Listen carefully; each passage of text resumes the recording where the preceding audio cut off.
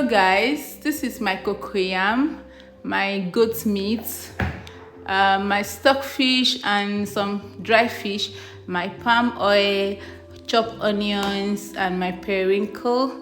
And this is the main thing. This is the leaves I'm using. This is adusa leaf and this is mpafere leaf. Igbo people call it oha. We call it mpafere leaf in Anang. So yeah, this is it. Hey fam, so I'm finally going to be showing you guys how I make my oha soup. So this is me prepping my meat. I'm using goat meat for this meal. So yeah, so the meat was almost done. At that point I needed to add my stockfish and my dry fish. So I now realized that this pot is too small, so I needed to switch pots.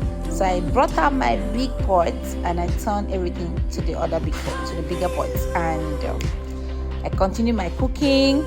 So I went back. Before I started cooking my meat, I already cooked my cocoyam to make it soft. So that was me blending my cocoyam, and it's going to serve as my thickener for this soup.